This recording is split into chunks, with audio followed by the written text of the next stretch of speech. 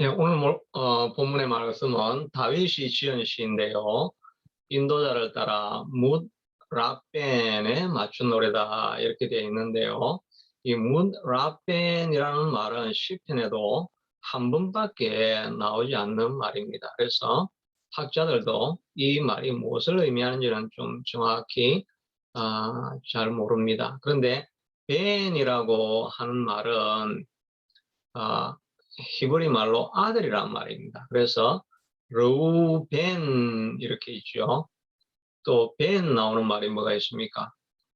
벤허 있죠. 벤허 영화 제목 중에 벤허 그것도 허의 아들이랍니다. son of 허 이렇게 해서 벤허 이렇게 됩니다.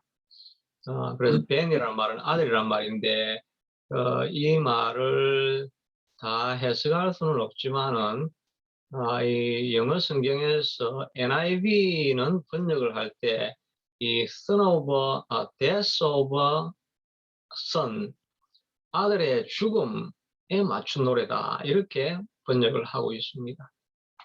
영어로 보면은 이렇게 해놨죠. To the tune of the death of son 아들이 죽은 것을 그 비통해하면서 부른 아버지의 애가다. 이렇게 이제 해석을 하는 사람들도 있는데 밑에 있는 내용이 꼭 그렇게 맞는 것 같지는 않기도 합니다. 그렇게 또 맞춰서 해석을 할 수 있죠. 옛날에 니콜라스 워터스롭이라고 하는 유명한 기독교 철학자 중에서는 유명하신 분인데 그분이 이제 자기 아들이 죽고 나서 그 아버지의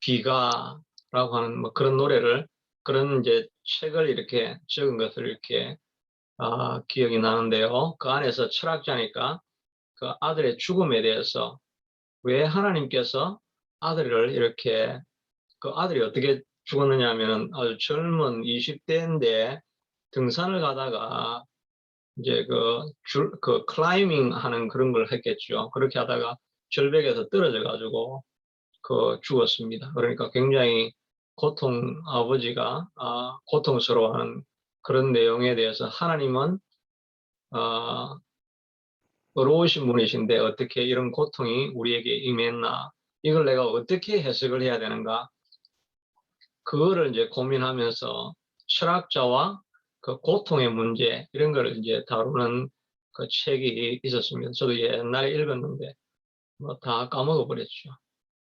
그런데 아마 이 노래 안에도 이런 아버지의 애통한 마음, 이런 게 혹시 또 그런 관점에서 읽어야 되지 않을까 하는 그런 생각도 이제 들기도 합니다. 그리고 이 시편은 저도 읽어보려고 하는데 이게 도대체 읽고 나면 무슨 말인지 머리에 잘 남지가 않죠. 그 스토리 같은 거는 읽으면 과부의 기도 이렇게 하면 뭐 그 기도 스토리가 딱 남는데 이건 스토리도 아니고 읽고 나면 이게 머리에 잘 안 들어오고 올 수가 있습니다. 근데 이 시편에 있는 내용은 이게 한 절 한 절이 서로 어떤 이렇게 연관성을 갖지 않는 그런 경우도 많이 있습니다. 이 시편의 특징은 이 히브리어로 보면 이게 순서가 A, B, C, D, E, F, G 이렇게 그렇게 A 하면 우리 삼행시 있죠. 자, 운을 한번 띄워보세요. 이렇게 하면 뭐, 삼 하면 뭐, 삼나무가, 행 하면 행동하다가, 뭐 이렇게, 그 다음에 시 하면 그 시를 지었다. 뭐, 예를 들면 이제 이렇게 하는 것처럼, 우리 삼행시가 있는 것처럼, 이 히브리, 이것도 우리나라는 그걸 시조라 그러죠. 시조. 태산이 높다 대 하늘 아래의 메이로다. 오르고 떠오르면 못 올렸건만 사람이 제한이 오르고 산만 높다 하더라. 그게 3434, 3434, 35, 43인가 뭐 저도 옛날에 그 초등학교 때 시조 대회 뭐 이런 게 나가고 이렇게 제가 했죠. 그래가지고 아주 나가서 제가 상도 많이 받았습니다. 그러고 이제 지금 생각나는데 그때 초등학교 때 그때 그 고전 읽기 대회라는 게 있었어요. 그러니까 우리 60년대생들은 아마 알 건데 고전 읽기 대회라는 게 있었어요. 조금 더 늦게 나신 분들은 전혀 모를 건데 그래가 초등학교 때 그 대회를 했어요. 대회를 해가지고 그게 안에 이제 지금 생각해 보면 그 불교 경전도 있고 그 다음에 히브리어 성경도 있고 이런 세계적인 고전들을 이렇게 제가 초등학교 때 그걸 다 읽었어요. 읽었는데 이제 학교마다 이제 경쟁이 되기 시작하면서 이거를 서로 그러니까 이 야간 자율학습을 저는 초등학교 때 그렇게 했었습니다. 그 선생들이 얘들을 막 푸시해가지고 그거는 외워가지고 막 적는 주관식 문제였는데 그래가 어쩐지 전국 대회에 나가게 하려고 이제 그랬던 것 같아요. 그래가지고 저도 그래가지고 그 부산 시내에서 저도 10위 안에 들었죠. 이제 저도 그렇고 우리 거기 한 4명이 우리 학교에서 한 4명이 10위 안에 들었어요. 그래가지고 이제 이제 부산시대항에서는 이제 우승했으니까 그 다음 이제 서울로 올라간다고 이제 이렇게 이제 진짜 그때 완전히 그 부산의 시골에 있다가 부산 중에서 우리가 좀 제일 가난한 동네에 있다가 서울 구경 간다니까 저도 아주 그 마음이 들뜨고 이랬던 생각이 나는데 근데 그때 그 박정희 대통령이 그걸 딱 그걸 없애버렸어요, 그거를. 그래가지고 나는 간다고 이렇게 해가지고 이제 한 번만 더 시험 치면은 이제 올라가기로 되어 있는 건데 내 지금도 생각나는 게 야, 너 이번에 되면 너 돈 5천 원 줄게. 그때 그 아버지가 그렇게 했던 이야기가 기억이 나네요. 근데 그게 딱 가려고 했는데 그게 그냥 딱 멈춰버렸어요. 그러니까 우리가 그것도 하면서 그때 밤도 새웠어요. 그 고전 읽기 대회 한다고 학생들이 모여가지고 그래가 교무실에 같이 누워 자고 이랬는데 지금 생각나는 게 제가 그때 이야기를 엄청 재미있게 했는가 봐요. 그래가지고 이제 내가 이야기하는데 주변에서 다 이렇게 둘러앉아가지고 야, 너 빨리 재밌는 거 얘기 좀 해봐. 재밌는 거 얘기 좀 해봐. 이래가지고 그래가지고 제가 사람들을 막 웃기고 이렇게 재미있게 참 잘했던 것 같아요. 하여튼 이야기가 완전히 엉뚱한 데로 갔지만은 고전 읽기 대회 하다가 지금 이렇게 갔는데 이렇게 그게 이제 고전 읽기 대회하고 시조하고 이런 걸 이제 했었는데 그 한국의 시조가 이렇게 운율이 있는 것처럼 이 시편의 운율은 이렇게 A, B, C, D 이렇게 삼행시식으로 이렇게 돼 있는 그렇게 돼 있는 게 많이 있어요. 그래서 그게 이제 제일 유명한 시편이 119편 제일 긴 성경 시편이지요. 그 제일 긴 시편에 그게 다 A, B, C, D 이렇게 해가지고 알파벳으로는 물론 히브리어니까 A, B, C, D가 아니죠. 그 알레, 베타, 그 알레, 베타, 뭐 감마 뭐 이렇게 돼 있는데 감마는 히브리어, 헬라어인 것 근데 저도 옛날에 그 히브리어를 많이 공부하다가 지금은 헬라어는 지금 가르치니까 내가 좀 아는데 이 보면 이 헬라어에 보면은 이 성경입니다. 이 시편 9편 히브리어가 이렇게 되어 있어요. 히브리어는 이렇게 거꾸로 이렇게 쓰고 있어요. 이렇게 가요. 이렇게 아랍어가 다 이렇게 가죠. 이렇게 가는 겁니다. 근데 1절에는 이게 로가 이렇게 나왔는데 여기 2절부터 이게 알렙 여기가 첫 글자고 A 영어의 A에 시작하고 하고 그 다음에 베트 이게 B에 해당하고 그다음 요거는 좀 지나가고 그다음 세 번째가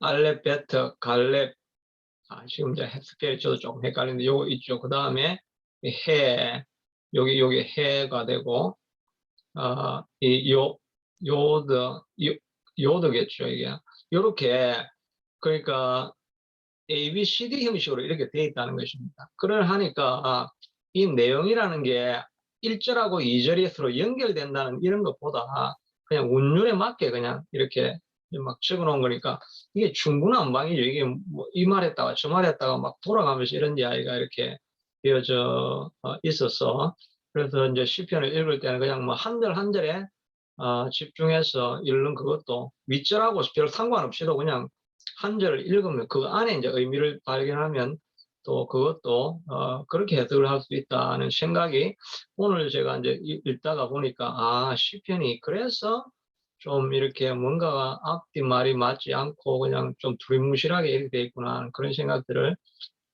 해보게 됩니다. 여하튼 1절에서 말하고 있는 것은 내가 전심으로 여호와를 감사하고 주의 귀한 일들을 전하리이다. 이렇게 하나님을 전하겠다는 고통과 아들이 죽은 그런 고통 가운데 있으면서도 하나님께서 일하시는 역사에 대해서 전하리라 이렇게 하고 있지 않습니까? 저도 오늘 이렇게 ANW를 이렇게 먹고 나니까 이 ANW를 제가 이렇게 전하려고 이렇게 하지 않습니까? 뭔가 새로운 걸 발견했던 우리가 전하려고 하지 않습니까? 우리도 하나님에 대해서 알고 알았으면 그것을 전하기를 위해서 우리가 많이 노력해야 되겠죠. 14절에도 보니까 내가 주의 찬송을 다 전할 것이요. 이거 다윗의 시거든요. 다윗도 하나님의 영광을 늘 백성 중에 그의 행사를 선포할지어다. 하나님의 이름을 계속해서 선포하겠다는 고백을 많이 하고 있죠. 시편 57편에도 온 땅 위에 하늘 위에 이름은 높이 들리시며 주의 영광은 온 세계에 높아지기를 원하나이다. 내가 무백성 중에서 주의 이름을 감사하며 문나라 중에서 주의 영광을 선포하겠습니다. 이런 말을 많이 하지 않습니까? 하나님이 가장 기뻐하는 사람은 하나님의 이름을 높여드리는 사람이겠죠. 그래서 우리가 복음을 전하기 위해서 예수 그리스도를 전하기 위해서 온 마음을 다하고 또 힘을 다하고 또 주의 몸된 교회를 세우기 위해서 온 마음을 기울이고 이런 하나님을 기쁘시게 하는 그 사람을 하나님께서 들어서신다 하는 것을 우리가 기억할 수 있겠죠. 그리고 하나님을 전하려고 애쓰는 그런 사람에 대해서는 하나님께서 언제나 보호하실 이유가 있는 거죠.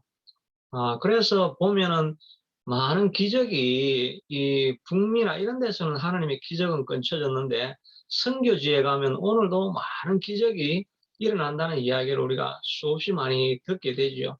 어떤 분은 선교지에서는 그렇게 신유의 기적도 막 나타내다가 한국에나 이렇게 북미에 돌아오면 그런 기적이 일어나지 않는다고 그런 감정들도 많이 이제 듣게 되죠. 나가서 복음을 전파하는 최전선에 있을 때 하나님께서 그를 꽉 붙들고 있는 그런 것을 우리가 생각해 볼 수가 있습니다. 그러므로 우리도 우리의 삶에서 하나님의 영광이 드러나게 해달라고 기도하기 전에 내가 하나님이 기뻐하시는 일을 하면서 살리라 이런 마음을 가지고 나아가면 하나님께서 우리가 경험하지 못했던 놀라운 그런 기적들과 이적들과 보호하심을 통해서 우리에게 나타나시게 될 줄로 믿습니다. 그리고 또 6절에 보면 원수가 끊어져 영원히 멸망하여 사오니 주께서 무너뜨린 성읍을 기억할 수 없나이다. 하나님께서 많은 성들을 다윗에게서는 하나님이 무너뜨려 주신 그런 일들이 많이 있다는 것을 알 수가 있죠. 그래서 자기의 과거의 이적들을 돌아보면 하나님께서 하신 일들이 너무 많아서 내가 다 기억을 할 수 없습니다. 이렇게 이제 고백을 하게 되는 거죠. 우리도 지나온 시절들을 돌아보면 저의 기억에서도 이때 정말 하나님이 이렇게 일하셔서 이렇게 이런 일들이 일어날 수 있었구나. 그런 걸 이제 고백할 수 있는 그런 기억들이 많이 있죠. 우리가 정말 하나님 앞에 가까이 늘 붙어 있으면 하나님께서 우리 앞에 있는 성읍들을 다 무너뜨려 주실 수 있게 될 줄로 믿습니다. 여러분 앞에 있는 어떤 장벽들, 성벽들, 여리고성 이런 것들이 다 있다 할지라도 하나님께서 무너뜨려 주십니다. 가정의 문제, 자녀의 문제, 건강의 문제, 신분의 문제, 재정의 문제, 우리가 꽉 묶여있는 이런 모든 것들도 하나님은 다 무너뜨려 줄 수 있다는 것을 믿을 수 있게 되기를 바랍니다. 그러기 위해서는 우리가 꼭 해야 될 것이 피 흘림을 신문하는 이가 그들을 기억하시며 가난한 자의 부러지점을 잊지 아니하셨도다. 우리가 하나님 앞에 내 앞에 성벽이 있을 때 그 성벽이 무너지게 해달라고 막 부르짖는 것이 필요합니다. 오늘 우리가 찬송을 2번 불렀잖아요. 성령이 계시네, 할렐루야 함께 하시네. 이 찬송을 우리가 2번 불렀는데 제가 부르다가 이렇게 생각을 하니까 이 부를 때 여러분 가사를 꼭 기억하실 수 있게 되기를 바랍니다. 그래서 저도 눈을 감고 그냥 몸을 움직이면 가사에 집중을 좀 하게 되었어요. 이렇게 몸을 움직이는데 하다 보니까 생각이 나는 게 옛날에 우리가 기도원을 참 많이 갔었거든요. 기도원에 가면 그때 그 전도사님 기억이 나는데 이분이 찬송을 얼마나 집중해서 하는지 이걸 이 강대상 이걸 계속 이렇게 때리면서 이렇게 이제 찬송을 막 하세요. 근데 나중에 보니까 이 손바닥에 핏줄이 안에서 이제 실핏줄이 터져가지고 여기서 이렇게 십자가 같이 이렇게 여기 생명선을 따라가지고 피가 막 십자가 같이 이렇게 막 이렇게 찢어져 있더라고. 그러니까 그만큼 이렇게 집중을 해서 이렇게 때리고 이렇게 하는 거죠. 물론 이제 다른 장로교는 그런 스타일이 아니었습니다. 그런데 제가 다니고 있던 그 교회는 스타일이 하여튼 있는 힘껏 기도하자 이런 게 되게 중요했기 때문에 다른 데 마음을 뺏기지 않으려고 막 이렇게 치고 이랬던 걸 기억이 납니다. 그래서 저도 왜 내가 찬송을 2번을 부르나 생각을 해보면 한 번 불러가지고는 가사가 안 들어오는 거예요. 그래서 2번 부르고 3번 부르고 자꾸 이럴 때 그 가사에 몰입이 되고 이렇게 해서 좀 여러 번 부르고 싶지만은 좀 그렇게 한 또 뭐 시간적인 여유도 그것도 그렇게 해서 하는데 하여튼 이 말은 기도할 때 집중해서 가난한 자의 부르짖음을 잊지 아니하셨도다라고 이야기하셨잖아요. 하나님이 내 성벽을 무너뜨리기 위해서는 간절하게 부르짖는 것이 필요합니다. 때로는 필요하면 금식도 해야 되고 그래야 기도한 것은 내가 wait in expectation 기대하면서 기도할 수 있으려고 하면 뭔가 마음을 드리려고 하면 육체가 자극을 자꾸 해요. 때리는 것도 이거 육체가 자극하는 거잖아요. 배가 고픈 것도 육체를 자극하는 거 그렇게 해서 기도에 계속 집중하려고 하는 그게 하나님이 부르짖는 것입니다. 하나님께서 이스라엘 백성들을 구원하실 때 애굽의 백성들의 부르짖음을 들으셨도다 이야기했잖아요.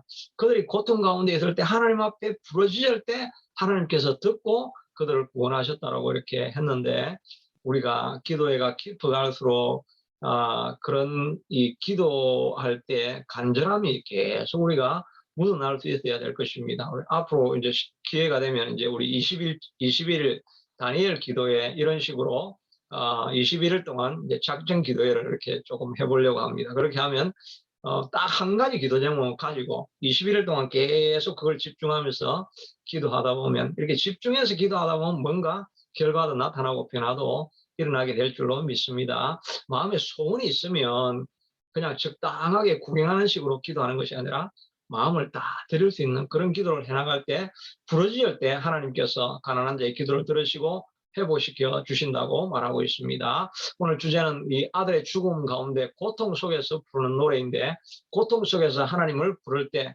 하나님께서 그의 마음을 위로하게 하시고 오히려 그걸 통해 가지고 찬송할 것이 있게 만들어주시는 그런 시편이라고 할 수 있게 될 것입니다. 여러분의 삶 속에서도 고통 가운데 있지만 하나님 앞에 부르짖어서 간정이 있어서 그 간정으로 다른 사람들에게 선포할 수 있는 기회로 바꾸시는 저와 여러분이 될 수 있게 되기를 바랍니다. 우리 기도회가 그런 데 쓰임받을 수 있게 되기를 축복합니다. 아멘. 아멘.